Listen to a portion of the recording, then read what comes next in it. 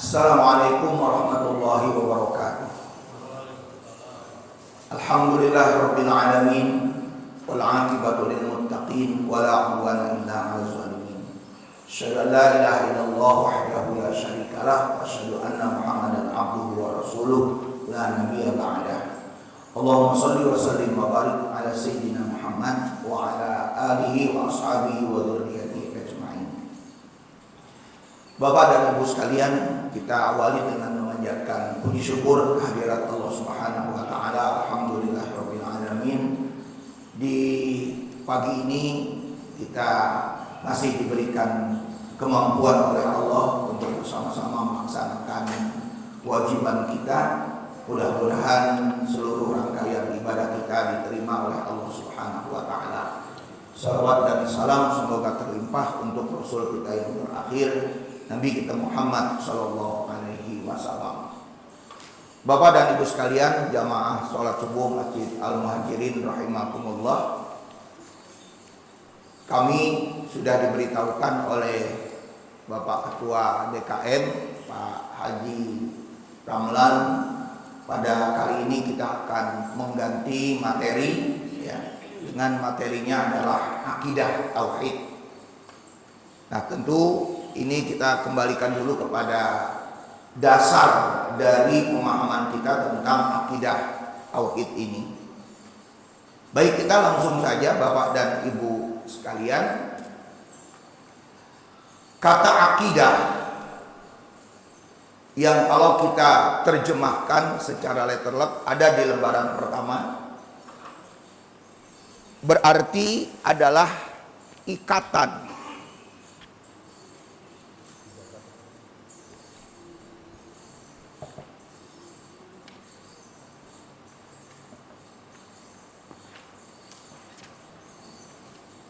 Artinya adalah ikatan. Atau juga bisa diartikan adalah perjanjian. Sudah jadi bahasa Indonesia, kata akidah itu berakar kata dari kata akad, Pak. Sudah jadi bahasa Indonesia akad. Akad perjanjian, akad perkawinan, ya, akad kontrak, akad jual beli, ya. Nah, itu semua adalah yang kalau kita terjemahkan tadi artinya adalah ikatan atau perikatan. Itu dalam konteks hukumnya demikian. Maksudnya adalah ikatan seorang hamba. Jadi orang yang berakidah itu adalah ikatan seorang hamba kepada Allah Subhanahu wa taala atau kepada yang dia yakini. Ya, Allah Subhanahu wa taala itu. Nah, kemudian kita memahami kembali dari sisi definisinya bahwa akidah itu adalah suatu yang memikat hati manusia dengan pasti, baik perkara yang hak maupun perkara yang batil. Itu secara definisinya demikian, Pak. Jadi sekali lagi, suatu yang mengikat hati manusia dengan pasti, baik perkara yang hak maupun perkara yang batil. Itu yang kita sebut dengan definisi dari akidah itu sendiri. Kemudian bagaimana akidah Islam? Nah, di bawahnya lagi kita dapatkan akidah Islam adalah keimanan yang pasti bahwa pencipta langit dan bumi adalah Allah, Rabb seluruh alam.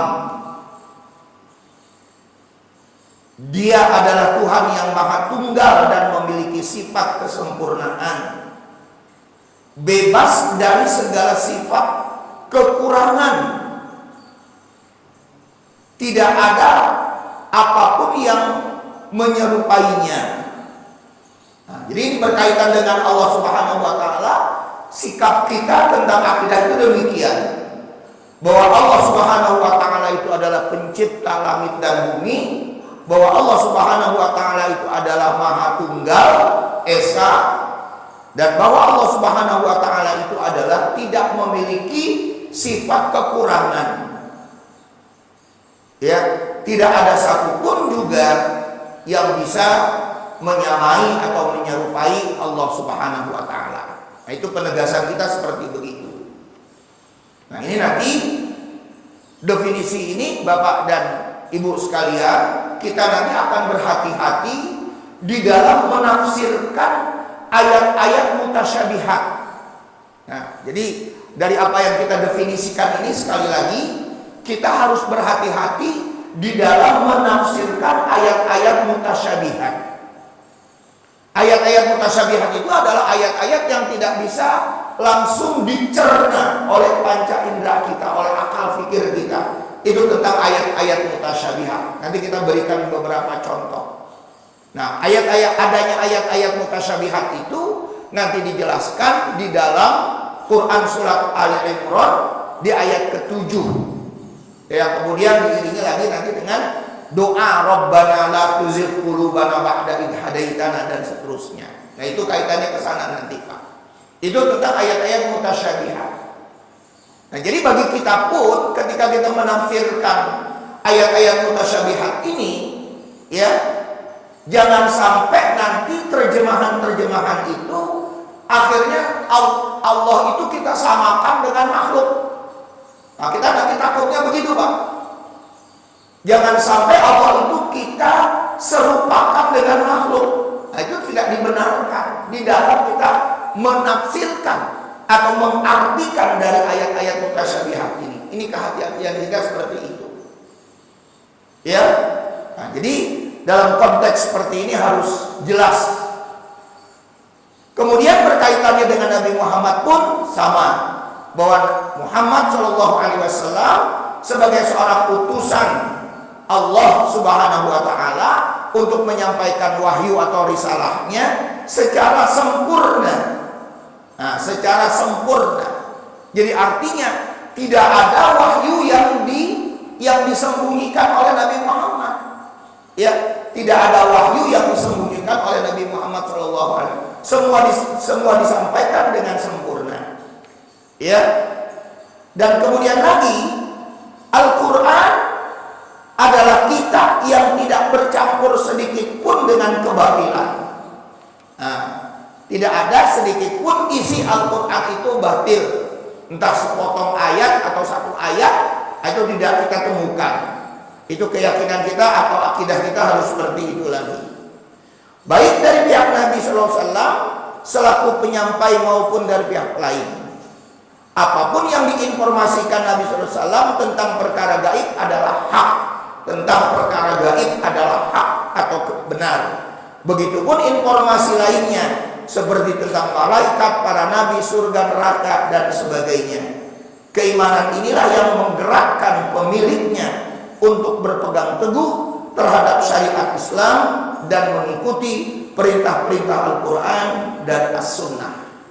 Nah, jadi kita harus berpegang kepada pengertian akidah seperti ini.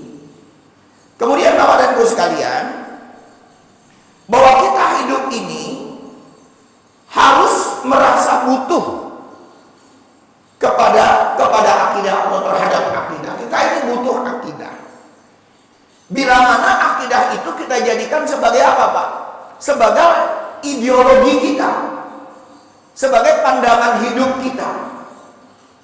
Karena tidak ada orang yang hidup di muka bumi ini tanpa ideologi, tanpa pandangan, itu nggak ada. Ya, ideologi dalam arti apakah itu berkaitan dengan visi di dalam hidupnya atau cita-cita di dalam hidupnya yang harus dia raih, yang harus dia dapatkan, atau bagaimana hal yang seperti ini dapat kita meraih dengan cara-cara yang dibenarkan. Nah, pengertian ideologi dalam arti seperti itu pasti manusia itu hidup mempunyai akidah atau mempunyai pandangan hidup yang harus dia dapatkan di dalam hidupnya. Nah, Bapak sekalian, kemudian pada lembar kedua, Pak, Ini lembar kedua. Pembahasannya itu apa? Nah, inilah yang kita sebut nanti di dalam ilmu tauhid. Nah, jadi ilmu tauhid itu adalah ilmu yang akan mempelajari akidah. Ini tadi kalau akidah itu adalah ikatannya, tauhid itu adalah ilmunya, Pak. Ya, jadi orang yang mau belajar akidah harus belajar tauhid, antara lain seperti itu. Itu poin pertama. Di sini berkaitan dengan masalah-masalah dengan ketuhanan. Nah, hal-hal yang berkaitan dengan ketuhanan apa saja, Pak? Hal-hal yang berkaitan dengan ketuhanan itu apa saja? Pertama, berkaitan dengan zatnya Allah, zat Allah. Yang kedua, berkaitan dengan nama dan sifat. Yang ketiga, berkaitan dengan af'al atau perbuatan.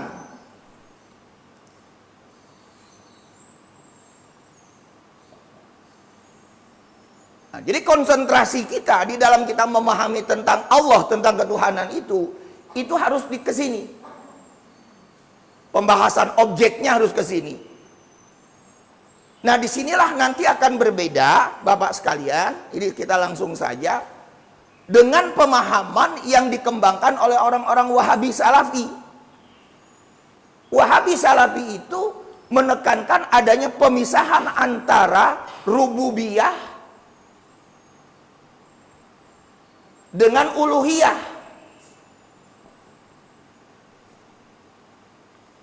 Pemisahan ini nanti akan terkesan sekali lagi Pak, tanda petik, masuk kepada pemahaman seperti konsep trinitasnya orang Kristen yang ditambah nanti dengan ini, nama dan sifat. Ya, sedangkan kita Ahlus Sunnah wal Jamaah yang dipelopori oleh Imam Hasan Al-Asy'ari, itu pelopor ilmu tauhid, ya Pak, namanya Imam Al-Hasan Al-Asy'ari. Hasan Al-Asy'ari itu adalah pelopor dari ilmu tauhid, dan satu lagi adalah Abu Mansur Al-Maturidi. Itu dua ulama pelopor ilmu tauhid yang kita kenal di dalam Ahlus Sunnah wal Jamaah atau Aswaja. Nah, nanti Pak, sekali lagi, orang-orang Wahabi Salafi ini nggak mau Pak menggunakan di dua orang ini. Nah, sekali supaya Bapak lebih jelas nyata. Orang-orang Wahabi Salafi nggak mau menggunakan dua ulama besar ini. Padahal dua ulama besar ini adalah ulama yang dipakai referensi-referensinya oleh orang-orang atau ulama-ulama Aswaja. Nah, di sini orang-orang Wahabi Salafi ini memisahkan ini. Rububiyah. Apa itu Pak rububiyah? Yaitu keyakinan terhadap penciptaan. Bahwa alam semesta itu adalah penciptaan. Apa namanya? Diciptakan oleh Allah. Itu jelas. Kita terima. Kalau sampai di sini dipisah, saya bilang tadi, orang non-muslim pun pada dasarnya percaya bahwa alam ini diciptakan oleh Tuhan. Orang non-muslim pun, katakanlah orang Kristen, orang Hindu, orang Buddha, bahwa alam semesta ini adalah diciptakan oleh Tuhan. Itu percaya. Ya, kita akan seperti begitu. Nah, sehingga nanti kalau Bapak lihat di dalam Quran, surat Al-Anfal atau surat ke-8, di ayat 25, di situ ada sebuah ayat yang berbunyi, wala in sa'altahum man khalaqas samawati wal ard la yaqulunallah. Dan jika kamu tanyakan kepada mereka, kamu orang Islam bertanya kepada mereka, kepada non-muslim, siapakah yang menciptakan langit dan bumi ini? Akan dijawab oleh mereka adalah Allah. Jadi dalam tataran ini sama seperti kita.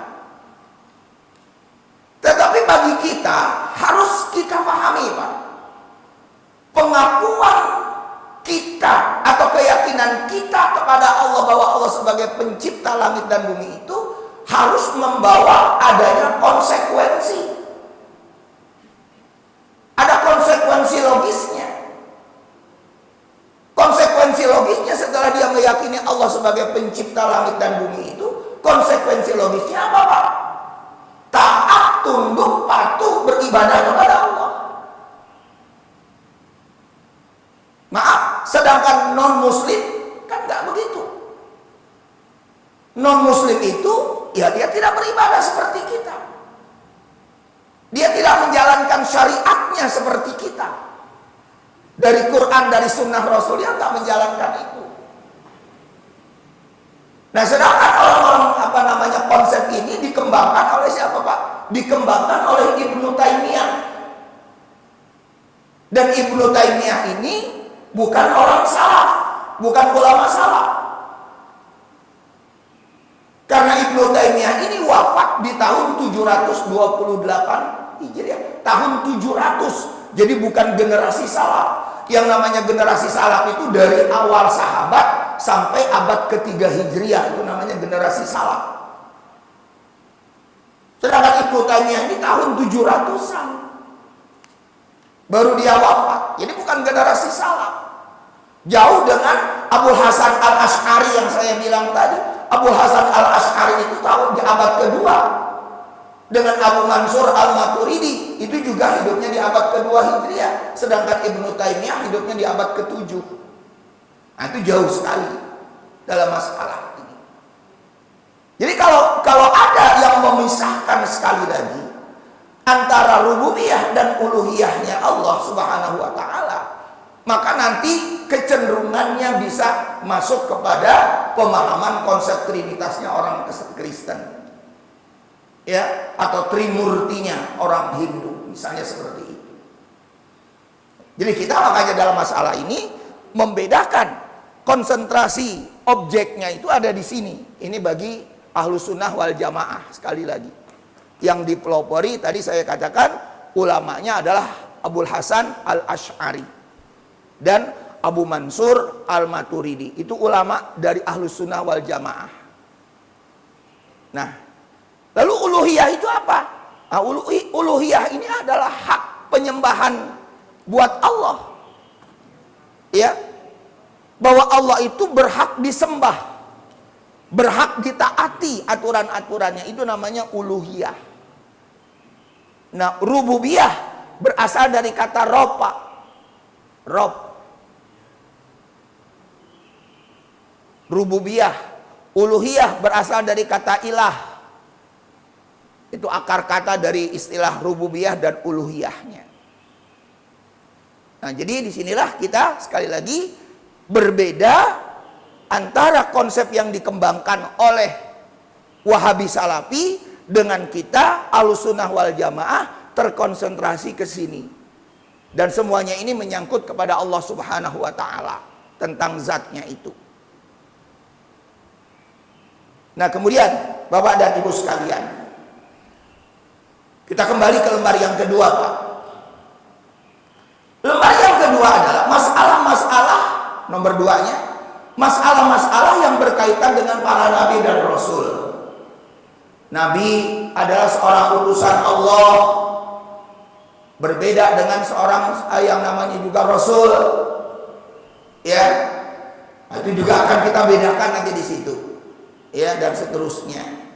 Kemudian yang ketiga berkaitan dengan sam'iyat.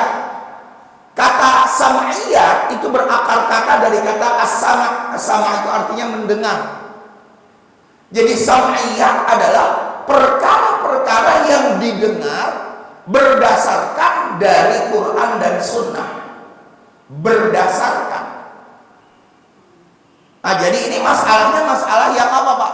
Masalah yang gaib. Ya, masalah-masalah yang tidak dapat digali dalilnya secara akal kecuali melalui informasi Al-Quran dan Al-Hadis. Jadi artinya ini perkara itu hanya bisa kita dengar melalui ayat saja dan tidak bisa diakal-akali. Apa contohnya, Pak? Contohnya misalnya tentang siksa dan nikmat kubur. Siksa dan nikmat kubur nggak bisa dicerna oleh akal kita. Walaupun ada orang yang sudah melakukan riset, ya, si mayat yang sudah dikuburkan besoknya itu digali lagi itu kuburan, Pak. Ketika digali kuburan itu ternyata kok nggak ada bekas-bekas dipukulin sama malaikat. Nah, jadi itu perkara-perkara gaib yang nggak bisa kita cerna dengan akal, dan perkara-perkara lainnya kaitannya dengan masalah apa? Dengan masalah surga, neraka, hisab dan lain sebagainya. Nah, itu disebut dengan sam'iyah. Jadi konsentrasi pembahasan kita menurut Ahlus Sunnah wal Jamaah 3 poin ini di dalam ilmu tauhid. Dan kemudian saya tambahkan sedikit mengenai skema dari atau skema sistematika ajaran Islam itu kurang lebih seperti ini di lembar ketiga, Pak. Di lembar ketiga. Ya. Jadi ajaran Islam dibagi menjadi 3 poin. Ajaran Islam ya Pak ya dibagi menjadi 3 poin. 1 berbicara tentang akidah yang berkaitan di sini dengan rukun-rukun iman. Akidah itu berkaitan dengan rukun iman itu, Pak. Percaya kepada Allah, kepada malaikat dan seterusnya sampai kepada takdir. Kemudian yang kedua yaitu syariat, atau boleh kita artikan lain fikih. Nah, fikih itu terkonsentrasi kepada rukun Islamnya, Pak. Mulai dari thaharah, kita tekankan di situ. Ya. Kemudian sholat dan seterusnya sampai kepada haji. Kemudian dibagi 2. Kalau tadi sifatnya Pak ibadah itu sifatnya vertikal, ya Pak ya, hubungan hamba dengan Allah itu vertikal. Yang muamalah ini horizontal. Yang muamalah kita bagi di situ menjadi 2 lagi, hukum perdata dan juga hukum publik, hukum yang berkaitan dengan masyarakat. Hukum perdata ini kaitannya dengan masalah rumah tangga, ya, dengan masalah nikah, talak atau perceraian, kemudian pembinaan keluarga, waris dan lain sebagainya. Itu perdatanya. Kemudian publiknya adalah berkaitan dengan pidana, ya, hukum negara, perang dan damai. Kemudian ipolek sosbud, ideologi politik, ekonomi, sosial, budaya, dan lain-lain. Nah, itu semuanya adalah secara garis besar bagian yang kita sebut dengan syariah atau fikih. Dan bagian yang ketiga, yang terakhir adalah akhlak. Nah, nanti kita harus bisa membedakan bahwa akhlak itu tidak sama dengan moral. Akhlak itu tidak sama dengan etika, itu tidak sama, Pak. Jangan nanti kita mengeneralisir akhlak disamakan dengan moral, akhlak disamakan dengan etika. Padahal di dalam konsep Islam itu tidak dibenarkan atau tidak sama. Nah, kemudian akhlak itu kita bagi 2 di sini. Akhlak bil khaliq berarti kepada Allah, khaliq kepada pencipta. Ya, Allah itu punya hak. Hak Allah apa, Pak? Disembah, ditaati dan tidak disekutukan. Itu hak Allah. Dan yang keduanya adalah bil makhluk, yaitu kepada sesama manusia. Apa kepada sesama manusia itu? Antara lain misalnya bagaimana kita dengan orang tua, dengan guru, dengan orang yang lebih tua dan lain sebagainya. Itu kepada sesama manusia. Lalu yang keduanya kepada fauna, kepada hewan, bagaimana kita bersikap kepada hewan supaya kita ini disebut berakhlak. Jadi makanya Bapak terus terang saja nih Pak, kalau Bapak punya burung di rumah, itu burung itu jangan sendirian aja Pak, kasih pasangannya. Ya, Bapak punya burung laki-laki atau ya laki-laki jantan, kasih yang perempuannya. Ya, makanannya harus diurus, kandangnya juga harus dibersihkan. Itu akhlak kita kepada binatang. Ya, demikian juga akhlak kita kepada flora, kepada tumbuh-tumbuhan, kepada pohon. Jangan pohon itu diapain Pak? Dikerangkeng. Ya, dikerangkeng, dikasihin kawat berduri supaya nggak ada orang yang bisa naik katanya. Padahal itu sebetulnya pada hakikatnya nggak dibenarkan di dalam agama kita. Ya, lebih baik langsung kita tebang saja kalau memang pohon itu nggak ada gunanya atau bisa mengakibatkan berbahaya buat kita. Nah, jadi itulah Bapak sekalian, ini semua dalam keadaan sebagai pengantarnya Pak. Nah Bapak sekalian, kita masuk materi sekarang Pak. Saya ngajukan pertanyaan kepada Bapak, mulai materinya ini. Apa yang pertama dilakukan oleh seorang muslim setelah berislam? Sekali lagi, ini pertanyaan mendasar.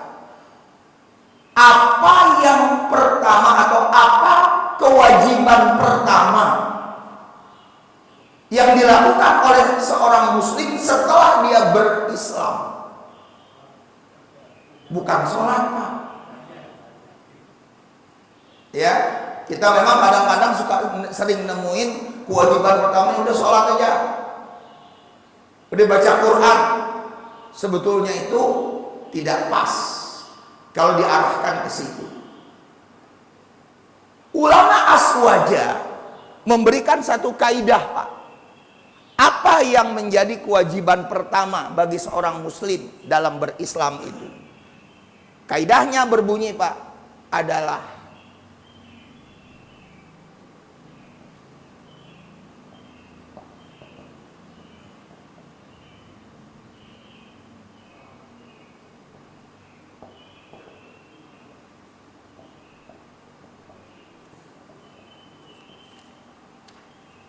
ini Pak, awwaluddin ma'rifatullah. Kewajiban kita yang pertama di dalam beragama itu adalah mengenal Allah. Ini yang tidak kita lakukan pada umumnya. Kita langsung beribadah sholat. Ya, saya katakan bukan hal itu salah. Saya tidak mengatakan itu salah.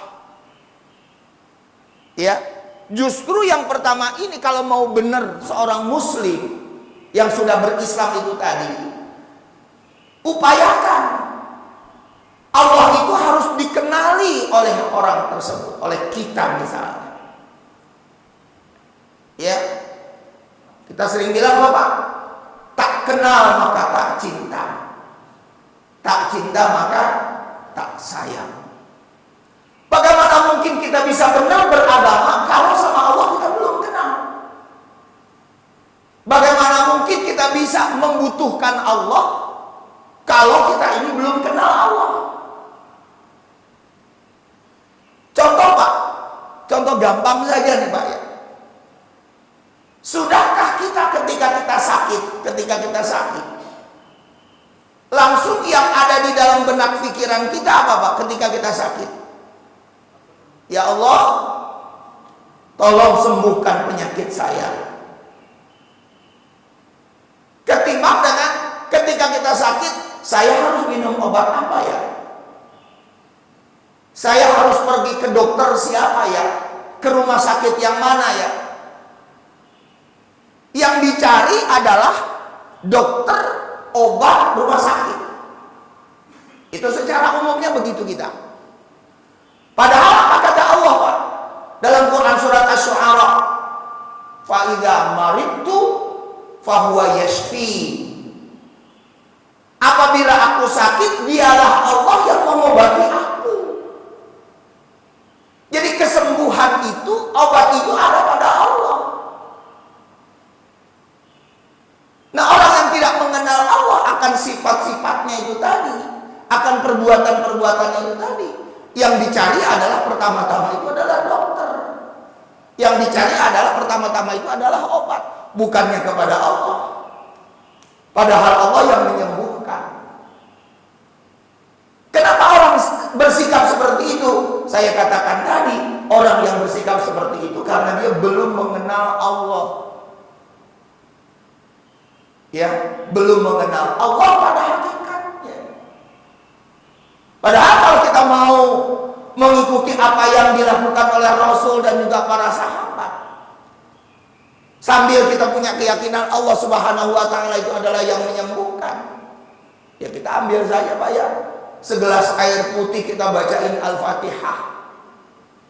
Kita bacain surat 3 qul huwallahu, qul a'udzu birabbil falaq, qul a'udzu birabbin nas.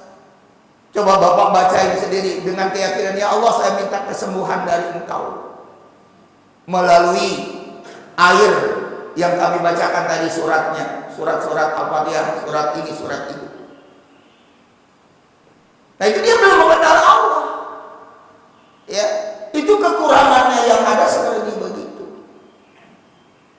Nah makanya kita mengawali pembahasan akidah ini adalah bagaimana kita bisa bermakrifat kepada Allah, mengenal Allah. Sedikit kita masuk materinya Pak.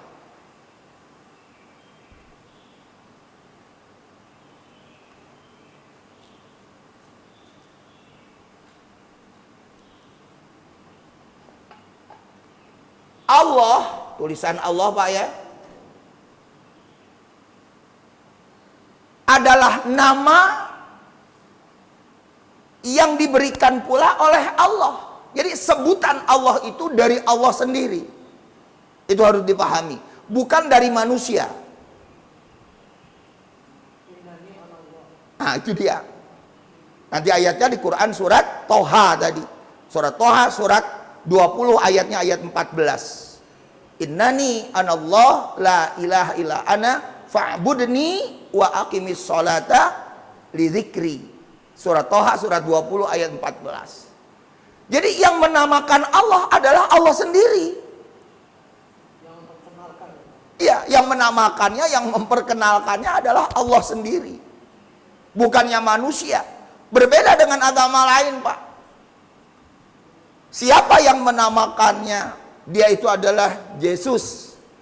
Yang menamakannya adalah Brahmana, Siwa, dan misalnya agama lain Konghucu. Itu manusia yang kemudian menjadi apa Pak? Menjadi budaya. Nah itu nanti kalau kita belajar sejarah perkembangan agama-agama. Ya, tapi dalam masalah ini, bahwa yang menamakan dirinya kemudian diperkenalkan kepada kita Allah sendiri. Dasarnya tadi kita sudah sebut, Al-Quran surat Toha surat 20 ayat 14. Bapak bisa cek nanti ayatnya. Nah Bapak sekalian, baik ulama tauhid maupun ulama yang ahli di bidang grammar tata bahasa Arab, bahwa Allah itu disebut dengan namanya Ismul A'zam. A'zam. Apa Ismul A'zam Pak? Nama yang paling agung. Azam itu paling agung. Jadi tidak ada lagi nama kecuali Allah, nama Allah tadi yang paling agung itu. Itu disebut Ismul A'zam. Makanya ada keterangan dalam hadis Nabi, kalau kamu berwasilah dengan Ismul A'zam, maka insya Allah apa yang kamu minta pasti akan dikasih. Apa yang kamu doakan pasti akan dikabulkan. Misalnya satu hadis mengatakan, Allahumma inna nas'aluka bi'anni atau bi'anna nashhadu annaka antallah la ilaha illa antal ahadus somad alladzi lam yalid walam yulad walam yakul lahu kufuwan ahad. Itu surat Al-Ikhlas, qul huwallah, itu adalah Ismul A'zamnya Allah. Ya. Nah. Jadi Allah adalah Ismul A'zam. Nah kemudian Pak, di dalam lafaz Allah ini Pak ya, kalau kita mau preteli, ada 4 huruf. 1 alif, 2 lam, 3 lam lagi, dan 4-nya adalah huruf H. Kalau kita preteli Pak satu persatu, maka tetap maksudnya adalah Allah.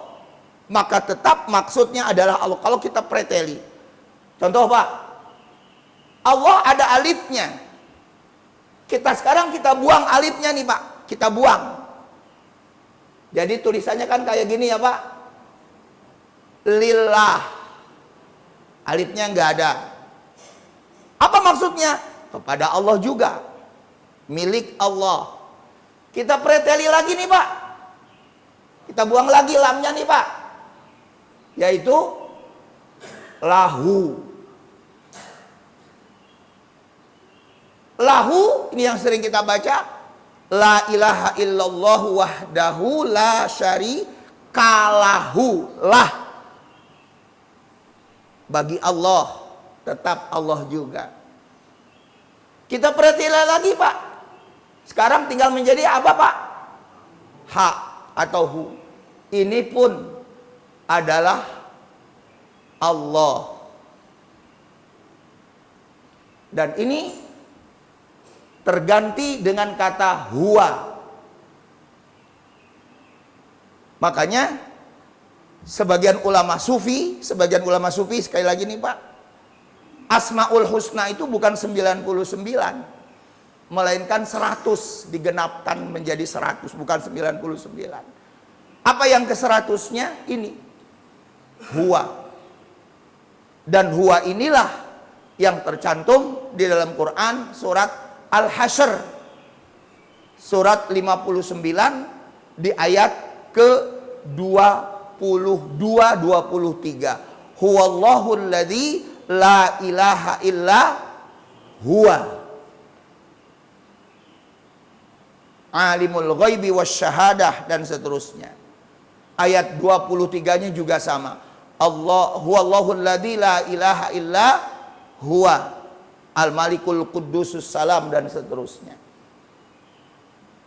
Nah, jadi dari sini sekali lagi kita memahami bahwa nama Allah disebut Ismul A'zam karena dia memang nama yang paling agung, ya.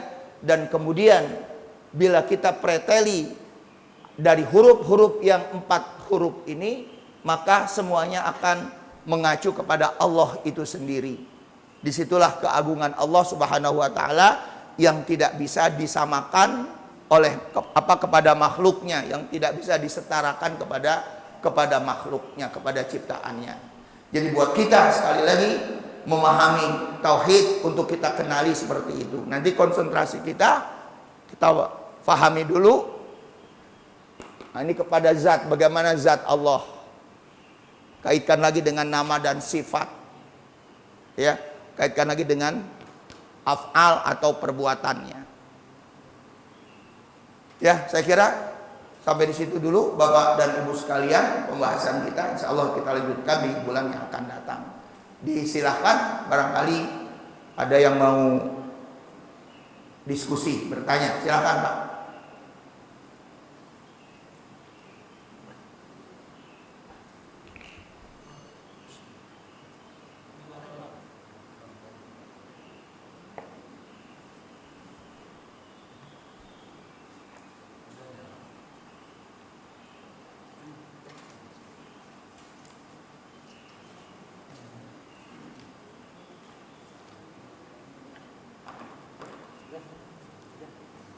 Assalamualaikum Ustaz. Waalaikumsalam warahmatullahi. Sangat menarik bahasan pagi ini Ustaz. Saya ingin tahu ini, kapan Allah memperkenalkan dirinya makhluknya. Terima kasih. Assalamualaikum warahmatullahi wabarakatuh. Ya. Jadi kalau dikatakan kapan Allah memperkenalkan dirinya, jawabannya setelah Allah menciptakan alam semesta ini. Ya, dari alam semesta inilah nanti kita temukan siapa itu yang namanya Tuhan. Dalam bahasa umumnya begitu. Ya, Nah, dari sanalah kemudian Allah menurunkan apa, Pak? Menurunkan wahyunya berupa kitab suci atau berupa suhuf. Nah, jadi kalau kepada Nabi Adam misalnya sebagai Rasul pertama tidak diberikan kitab suci, tetapi diberikan yang namanya suhuf. Nah, makanya nanti di dalam pembahasan bagian di yang kedua nubuat itu ada yang kita sebut selain Quran adalah suhuf. Seperti yang dijelaskan juga di dalam Quran surat Al-A'la terakhir, suhufi Ibrahim wa Musa, bahwa Allah Subhanahu wa taala memberikan suhuf kepada Nabi Ibrahim dan juga kepada Nabi Musa. Dalam keterangan lain termasuk kepada Nabi Adam, Idris, Nuh. Ya, itu semua diberikan nanti yang namanya suhuf. Apa itu suhuf? Lembaran-lembaran wahyu yang tidak sama dengan tata cara ketika kita melihat kitab suci. Ya, jadi kalau kitab suci itu adalah panduan bagaimana kita mendekat kepada Allah, panduannya. Nah, suhuf itu lebih ditekankan kepada nasihat-nasihat. Itu kalau kita mau bedakan, apa perbedaan antara kitab suci dengan suhuf? Kitab suci menekankan kepada panduan bagaimana kita mendekat kepada Allah, sedangkan suhuf itu berisikan tentang nasihat-nasihat. Jadi kalau boleh saya katakan dalam istilah untuk kita yang Injil ya Pak, apa namanya, kita memahami Islam dalam Injil itu, di dalam Injil itu sendiri ada yang namanya apa Pak? Zabur. Ya, kalau dalam bahasa mereka disebut dengan istilah mazmur. Nah, isi Zabur, mazmur itu isinya adalah nasihat-nasihat. Ya, tidak atau bukan menjadi panduan di dalam beribadah. Tata caranya yang saya maksudkan, tata caranya di dalam beribadah. Nah, jadi kalau kita katakan lagi kapan, ya setelah Allah menciptakan alam dunia ini. Nah, Allah memperkenalkan dirinya kepada ciptaan-ciptaannya. Ya, nah itu barangkali bisa kita lihat ketika Allah awal pertama kali menciptakan seorang khalifah, yaitu Nabi Adam, ya, dari surat Al-Baqarah dari ayat 31, ya, tentang inni ja'ilun fil ardi khalifah dan seterusnya. Ya, saya kira itu Pak.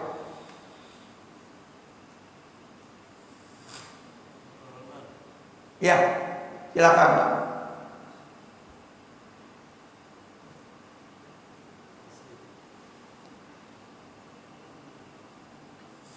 Assalamualaikum warahmatullahi wabarakatuh. Salam. Yang pertama, ilmu akidah ini penting dan berat. Iya, betul. Sehingga implementasi pada kehidupan kita sehari-hari kan sering juga rangkaian pada kesyirikan. Akhirnya bisa kaitan dengan ini. Yang pertama tentang Jabariyah, Qadariyah, Mu'tazilah, itu kan akan berpengaruh pada keyakinan tentang tauhid. Bagaimana kita memahami tiga-tiganya itu. Kemudian yang kedua tentang tasawuf. Apakah itu bagian daripada pembahasan tentang Islam? Di halaman yang ketiga ini kan Ustaz membagi pada tiga hal.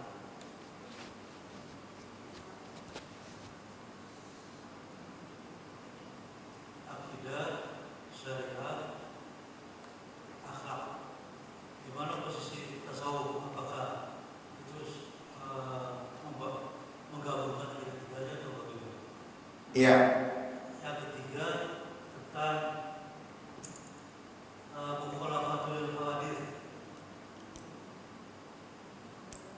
kaitannya dengan yadullah al-qaidihim dan seterusnya, nanti terkait dengan Jabariyah, Qadariyah dan Mu'tazilah itu.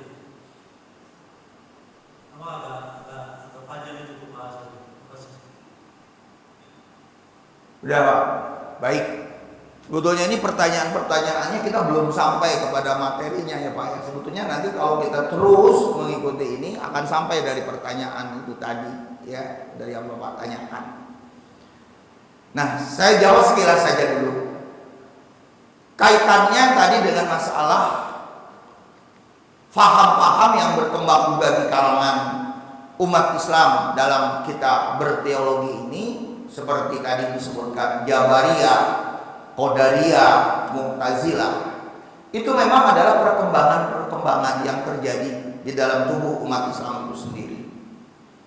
Makanya di dalam perkembangan-perkembangan itu ya, kita harus punya semacam katakanlah panduan Pak, atau rujukan panduan yang benar. Yang saya katakan rujukan yang benar di sini adalah rujukan yang berdasarkan pendapat mayoritas. Saya menggunakan dengan ukurannya adalah mayoritas. Ya, apa sih sebetulnya rujukan yang menjadi pendapat mayoritas di dunia Islam ini? Ya, jawabannya adalah aswaja. Ahlus sunnah wal jamaah itu adalah mayoritas yang menjadi pendapat mayoritas di dunia Islam dimanapun Pak. Dalam kita berakidah ya, dalam kita berakidah.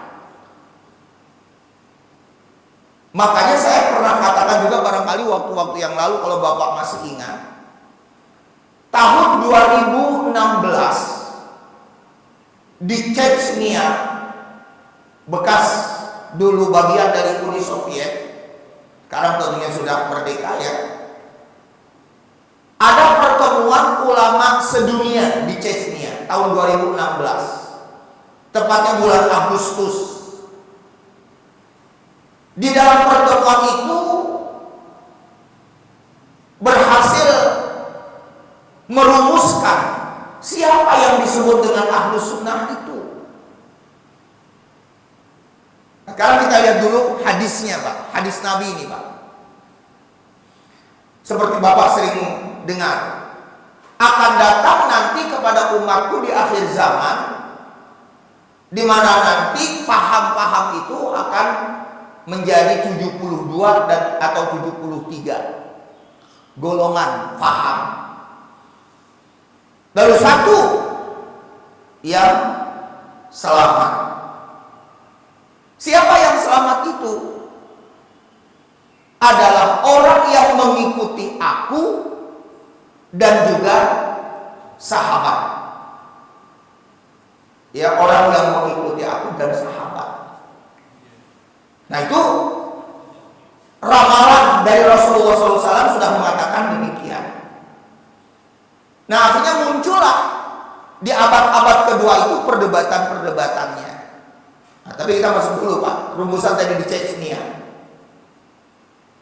Hasil pertemuan di Chechnya itu dirumuskan di bidang akidah. Kalau mau disebut Ahlus Sunnah wal Jamaah, di bidang akidah, kalau mau disebut Ahlus Sunnah wal Jamaah, harus kembali kepada Abu Hasan Al-Asy'ari dan Abu Mansur Al-Maturidi di bidang akidah. Wahabi Salafi tidak mau ini, nggak dipakai. Walaupun pada saat itu ulama-ulama Saudi khususnya diundang ke Chechnya, ulama-ulama Saudi merasa dirinya tersinggung. Ya, itu di bidang akidah 2 ulama tadi. Di bidang fikih 4 mazhab. Seperti yang Bapak sudah tahu, Hanafi, Maliki, Syafi'i, dan Hambali. Walaupun nanti Pak, mazhab itu pada dasarnya puluhan, bukan 4 doang Pak. Mazhab itu banyak. Ada sebagian ulama mengatakan dari sisi sejarah, mazhab itu tidak kurang dari 70 mazhab. 70. yang kita kenal itu kan 4. Ya, di bidang fikih. Maka kalau mau disebut Ahlus Sunnah wal Jamaah, ikuti 4 ini. Salah satu dari 4 ini. Terserah Bapak. Mau Hanafi, mau Maliki, mau Syafi'i, mau Hambali. Tapi jangan enggak bermazhab. Wahabi Salafi enggak bermazhab. Walaupun asalnya yang namanya Wahabi Salafi itu dari Saudi, secara kenegaraan negara Saudi bermazhab Hambali. Secara kenegaraan. Tetapi sayang mereka yang hadir, katakanlah di sekitar kita itu, mereka nggak mau bermazhab. Saya sih cukup ngikutin Quran dan hadis saja. Memangnya gampang ngikutin Quran dan hadis saja. Langsung begitu saja. Di mana keahlian kita atau kompetensi kita tentang bahasa Arabnya, tentang grammarnya, tentang kesusastraannya dari bahasa Arab maksudnya. Punya nggak kemampuan itu? Ya, berfikih tanpa bermazhab. Apa kata Imam Malik, Pak? Imam Malik Pak, berfikih tanpa bermazhab bisa akan menyesatkan. Berfikih tanpa bermazhab akan menyesatkan, sesat. Saya di awal-awal 80-an membaca sebuah buku yang disusun oleh Syekh Dr. Said Ramdan Al-Buti, Pak. Sekarang ulamanya sudah wafat karena dibom oleh Zionis. Dia orang Syria, aslinya orang Syria. Ya. Dia bilang apa tadi? Berfikih tanpa bermazhab akan menyesatkan. Karena kita nggak tahu bahasa Arabnya artinya seperti apa, kemana arahnya dan lain sebagainya. Apa yang dimaksudkan dengan tujuan hukum dari ayat ini atau dari hadis ini misalnya. Itu kita nggak tahu. Imam mazhab inilah yang mempunyai kompetensi, di mana mazhab itu artinya dibukakan pintu untuk memahami atau untuk memasuki Islam. Itu arti mazhab, Pak. Pintu itu dibuka, kita masuki. Kita nggak punya, apalagi kita orang non Arab. Kalau kita bermazhab enggak berfikih tanpa bermazhab nggak bisa. Dan kemudian yang ketiga, kalau kita mau disebut Ahlus Sunnah wal Jamaah, maka dengan tasawufnya, dasar dari ulamanya 2. Satu, ada Imam Al-Junaid Al-Baghdadi. Ini orang sufi, pelopor sufi. Yang kedua adalah Imam Al-Ghazali. Al-Ghazali ini Pak dari Khurasan. Khurasan ini antara Irak dan Iran sekarang. Tapi masuknya sekarang sudah Iran. Imam Al-Ghazali. Nah, inilah ulama-ulama yang disebut Ahlus Sunnah wal Jamaah. Sehingga nanti kalau Bapak sudah memahami ini, lalu Bapak baca buku lagi tentang tadi konsep takdir. Bagaimana konsep takdir tentang dari Jabariyah, Qadariyah, Mu'tazilah. Nanti Bapak bisa studi banding. Lalu tentang iman dan kufur. Bagaimana iman atau disebut kufur itu menurut Aswaja? Menurut siapa lagi Pak? Khawarij. Bandingkan. Kalau kita sudah punya konsep yang tadi kita sebut Ahlus Sunnah wal Jamaah, enak. Ya, di situ ada penjabarannya. Baru kita masuki di mana letak kesalahan mereka. Ya, kita sebagai paham dari Aswaja ini supaya kita tidak tercemar dengan paham-paham seperti tadi. Nanti kita akan bahas itu satu persatu. Golongan-golongan yang menyimpang, tidak sesuai dengan konsep Ahlus Sunnah wal Jamaah. Dan kemudian tentang yang keduanya tentang mukhalafatul hawadits.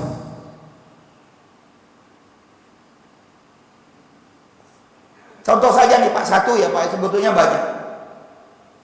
Tentang penafsiran ayat surat Toha surat 20 di ayat kelima.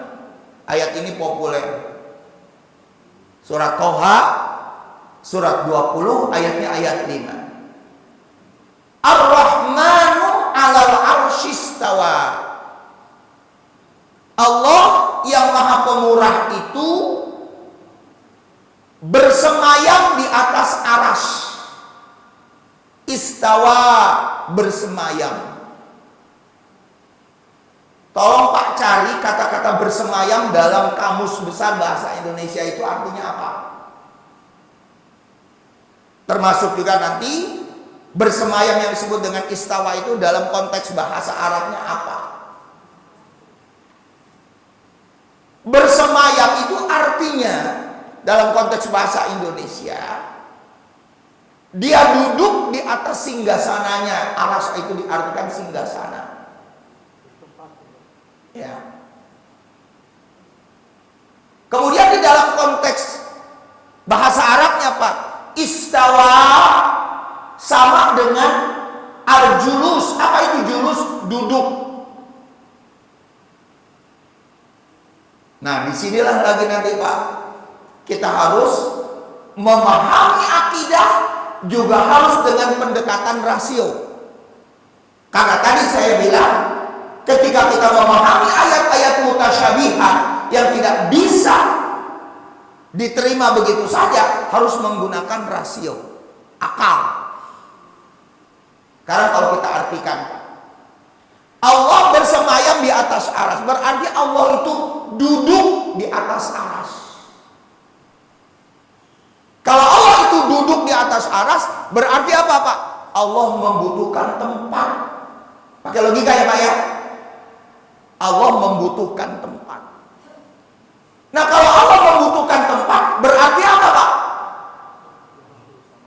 Mumatsalatul hawadits, sama dengan makhluk. Kalau Allah itu membutuhkan tempat, berarti sama dengan makhluk. Sedangkan tadi mukhalafatul hawadits, berbeda dengan makhluk.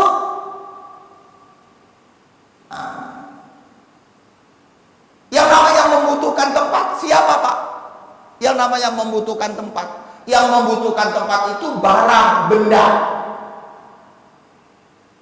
Bapak duduk itu membutuhkan tempat. Saya juga duduk membutuhkan tempat. Berarti saya, Bapak, atau barang-barang ini yang ada di meja saya ini adalah benda. Nah pertanyaannya sekarang, apakah Allah itu benda? Nah, pertanyaannya itu. Dan harus kita pahami lagi secara logika. Sifat benda ada dua. Ini sifat benda Pak, ada dua. Yang namanya benda pasti dia membutuhkan tempat, membutuhkan ruang dan waktu. Dan yang kedua Pak, sifat benda itu apa Pak? Berubah-ubah. Apakah Allah berubah-ubah Pak? Nah. Maka tepatlah nanti ayat surat Asy-Syura ayat 11 dan surat Al-Ikhlas qul huwallahu ahad di ayat terakhir yang ingin kita gunakan sebagai dalil bahwa Allah itu mukhalafatul hawadits. Pertama, Asy-Syura tadi surat ayat 11, surat 42 ayat 11, laisa kamitslihi syai'un, bahwa Allah itu tidak semisal, tidak sama dengan makhluknya, dengan benda. Allah bukan benda. Yang namanya benda membutuhkan tempat. Nah. Lalu surat Al-Ikhlas tadi Pak, ayat terakhir, wa lam yakul lahu kufuwan ahad. Allah itu tidak setara. Ya, Allah itu tidak serupa Dengan siapa? Dengan makhluk. Walam yakul lahu kufuwan ahad. Makanya mukhalafatul hawadisi ini hasil rumusan siapa Pak? Mukhalafatul hawadisi ini, konsep ini, sifat 20, wujud, qidam, baqa, mukhalafatul hawadisi. Kalau di kampung-kampung begitu nyanyinya. Siapa yang merumuskannya? Yang merumuskannya tadi saya bilang Abu Mansur Al-Maturidi, orang Uzbekistan, yang hidupnya di tahun 2 Hijriah, berdekatan dengan Abu Hasan Al-Asy'ari. Kalau Abu Hasan Al-Asy'ari orang Baghdad, orang Irak, nah Abu Mansur Al-Maturidi orang Maturid. Maturid itu salah satu wilayah di Uzbekistan. Itu yang merumuskannya dia. Wujud qidam baqa itu. Nah, makanya satu lagi Pak saya ingin tekankan. Di dalam tafsir nih Pak, untuk memahami ayat-ayat mutasyabihat, dengan menggunakan dua metode. Apa metode pertama? Metode pertama adalah tafwid. Apa itu tafwid? Mengartikan sesuai dengan teks. Tapi ini keliru enggak? Mengartikan sesuai dengan teks kata itu. Keliru apa enggak? Salah apa enggak? Seperti yang saya bilang tadi. Istawa diartikan bersemayam. Allah bersemayam. Salah apa enggak Pak? Akan salah. Kesannya itu tadi Allah itu sama dengan makhluk, membutuhkan tempat. Jadi pendekatan tauhid ini nggak tepat.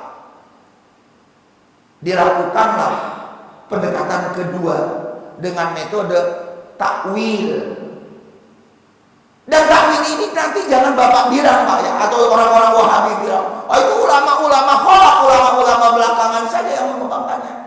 Justru takwil itu adanya Nabi mengajarkan ilmu takwil kepada siapa Pak?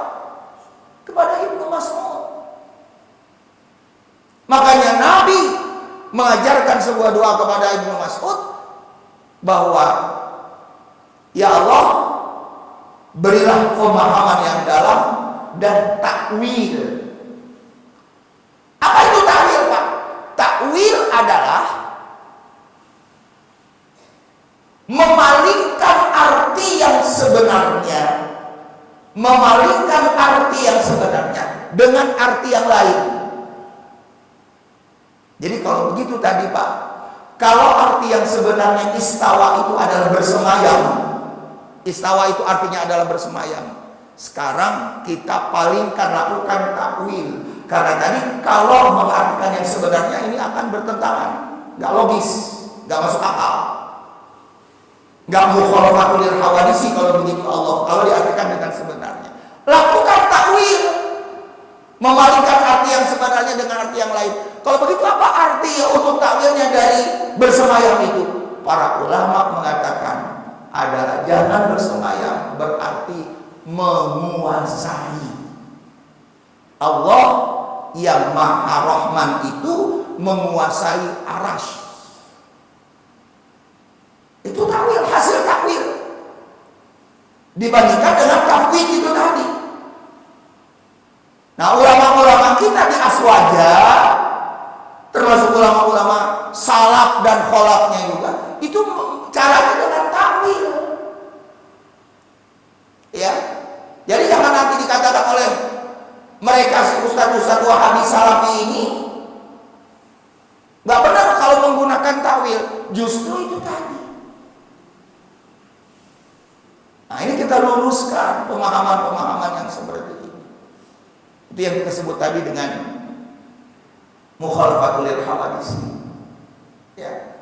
Nah, jadi setelah kita memahami seperti itu, lebih jauhnya nanti di materi yang kita tekankan. Ya.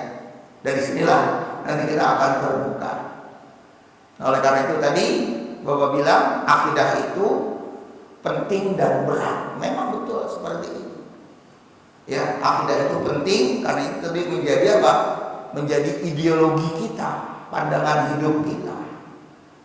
Dan memang berat, itulah kajian-kajiannya memang kayak begitu Pak, menguras pikiran. Apalagi kalau kita nanti masuk ke perbandingannya Pak.